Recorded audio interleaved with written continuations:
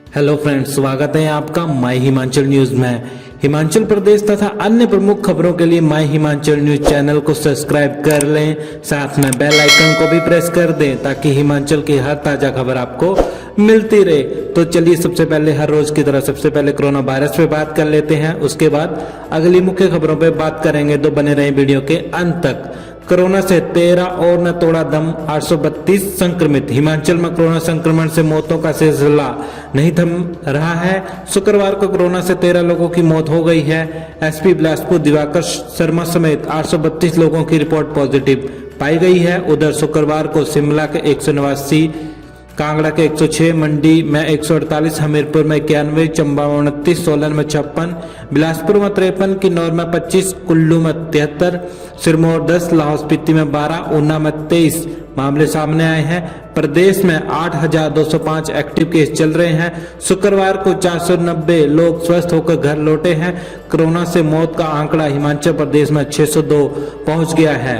हिमाचल में 1 दिसंबर से खुलेंगे मेडिकल व नर्सिंग कॉलेज, स्टूडेंट्स को करना होगा ये काम।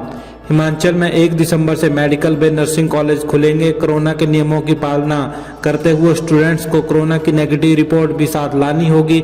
ये स्वास्थ्य सचिव अमिताभ अवस्थी ने प्रदेश सचिवालय में आयोजित प्रेस वार्ता के दौरान कही। उन्होंने कहा कि कोरोना महामारी के दौर के बीच पहले, प्रथम व अंतिम वर्ष के MBBS व BDS सहित नर्सिंग की कक्षाएं शुरू होंगी। उसके बाद 7 दिसंबर से अन्य स्टूडेंट को भी बुलाया जाएगा। हालांकि कुछ दिन पहले नेशनल मेडिकल कमीशन की तरफ से ये निर्देश आए हैं कि मेडिकल कॉलेज को खोल दिया जाए, जिसके बाद अब सरकार ने मेडिकल कॉलेज में कक्षाएं शुरू करने का निर्णय लिया है। अवस्थी ने कहा कि हिमाचल में अब रोजाना कोरोना की जांच के लिए करीब 6,000 टेस्टिंग होगी ताकि मामलों में कमी आए। वहीं कुल्लू में बेड की संख्या बढ़ाई जाएगी ताकि यहां पर कोरोना के मरीज भर्ती किए जा सकें। ऑनलाइन होगी सरकारी स्कूलों के छात्रों की फाइनल परीक्षा, उप निदेशकों को निर्देश। प्रदेश के सरकारी स्कूलों में पढ़ने वाले 7 लाख छात्रों की फाइनल परीक्षाएं ऑनलाइन ही होंगी। कक्षा 1 से 4th, 6th, 7वीं व 9वीं कक्षा के छात्रों को प्रमोट करने का फैसला सरकार पहले से ही ले चुकी है। अब शिक्षा विभाग ने एक बार फिर से प्लान बनाना शुरू कर दिया है। दरअसल अब छात्रों के फाइनल परीक्षाओं के लिए केवल 4 माह का समय ही बचा है। 15 दिसंबर के बाद शिक्षा विभाग की रिव्यू बैठक सरकार के साथ होगी। इस दौरान छात्रों की फाइनल परीक्षाएं कैसे करवानी है, इस पर सरकार विभाग का प्लान जानेगी। विभागीय जानकारी के अनुसार अब स्कूल कॉलेजों पर विभाग की ये प्लानिंग है कि नॉन बोर्ड छात्रों की लिखित परीक्षाएं न करवाकर ऑनलाइन ही करवाई जाएं। वही रिजल्ट भी मार्च माह में ही एक साथ निकाल दिए जाएं। प्लान बनाया जा रहा है कि अगर कोविड के मामले नहीं थमते हैं तो ऐसे में कक्षा 1 से 8वीं व 9वीं जमा 1 के छात्रों की लिखित परीक्षाएं न करवाते हुए फर्स्ट व सेकंड टर्म की असेसमेंट देकर ही दूसरी कक्षा में प्रमोट किया जा सके। हिमाचल में सर्दियों में और बढ़ेगी कोरोना की चुनौती, कोल्ड चेन की मैपिंग शुरू।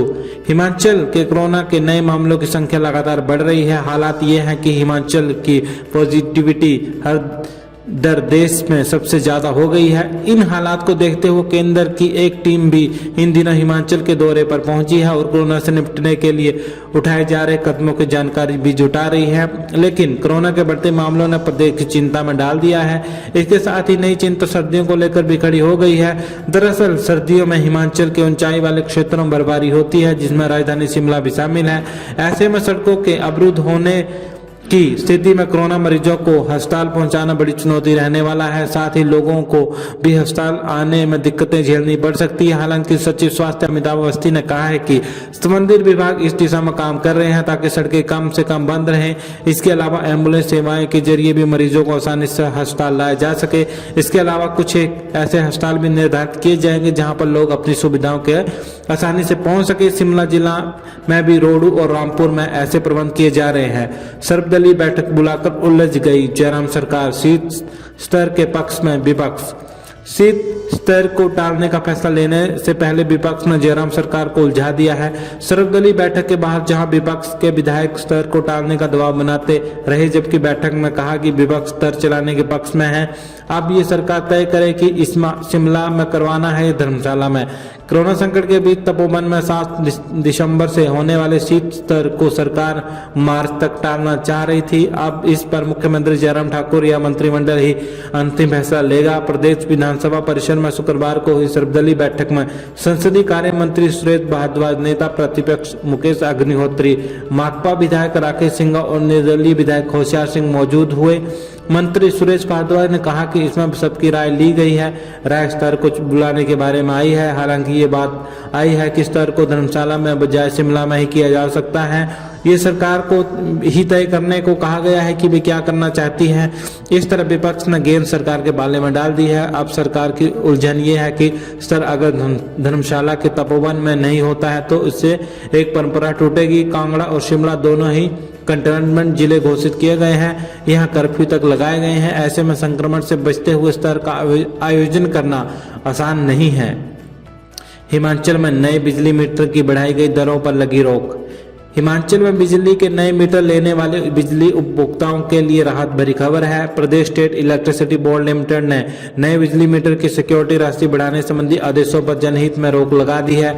फिलहाल बिजली उपभोक्ताओं को पहले की दरों पर ही बिजली मीटर की सिक्योरिटी जमा करवानी होगी। बिजली बोर्ड अधिकारियों से मिली जानकारी के अनुसार प्रदेश के विद्युत उपभोक्ताओं को परेशानियों को समझते हुए इस बारे में संज्ञान लेते हुए हिमाचल प्रदेश उच्च न्यायालय में पुनर्विचार संबंधी याचिका बोर्ड ने दायर की थी, जिसका निर्णय आज हिमाचल प्रदेश उच्च न्यायालय ने दिया है। उच्च न्यायालय ने बोर्ड की इस याचिका पर हिमाचल विद्युत नियामक आयोग को पुनर्विचार करने संबंधित आदेश सुनाए हैं। प्रदेश के ऊर्जा मंत्री सुखराम ने बताया कि राज्य में बिजली का मीटर लगाने के लिए उपभोक्ताओं से अब पुरानी ही निर्धारित सिक्योरिटी राशि ली जाएगी। उन्होंने कहा कि राज्य के बिजली उपभोक्ताओं को माननीय उच्च न्यायालय से बड़ी राहत मिली है। उन्होंने कहा कि बिजली का मीटर लगाने के लिए उपभोक्ताओं से ली जाने वाली सिक्योरिटी राशि जो बढ़ गई थी उसे माननीय कोर्ट द्वारा सरकार के आग्रह पर स्थगित कर दिया गया है।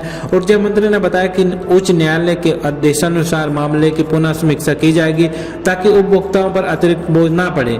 किसानों और जवानों के प्रति सरकार का ये रवैया कतई बर्दाश्त नहीं। अभिषेक हिमाचल प्रदेश कांग्रेस के चेयरमैन अभिषेक राणा ने बातचीत के दौरान कहा कि जय जवान जय किसान का नारा देने वाला ये देश आज भाजपा सरकार के कुछ निर्धारित कानूनों की कठपुतली बनकर रह गया है। इस तरह जहां सीमा पर शहीद हो रहे जवान व उनके परिवारों को भाजपा सरकार दरकिनार कर रही है, वहीं जवानों की पेंशन पर भी कटौती को लेकर केंद्र सरकार स्थिति को स्पष्ट नहीं कर पा रही है, जिसकी वजह से भारतीय सेना के जवानों का भविष्य अंधकार में होता नजर आ रहा है। दूसरी ओर अपने भविष्य में बच्चों को की भूख के लिए लड़ते किसान आज यदि शांतिपूर्ण ढंग से अपने हकों के लिए आंदोलन करना चाहते हैं तो उन्हें भी सरकार रोक रही है।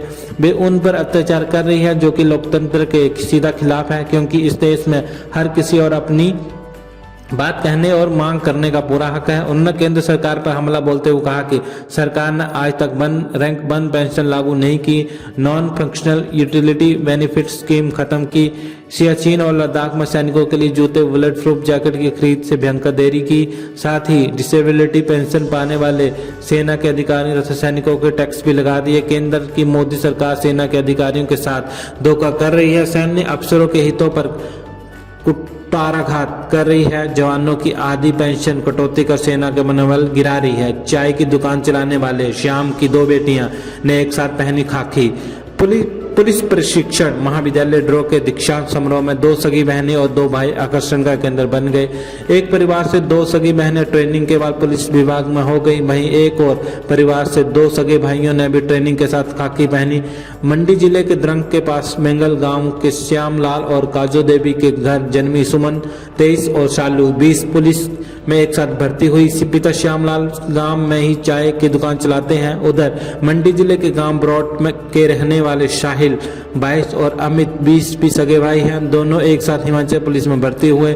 दोनों का पुलिस प्रशिक्षण भी एक साथ ही पीटीसी ड्रो में हुआ। इसके पिता प्रेमचंद निजी कंपनी में नौकरी करते हैं।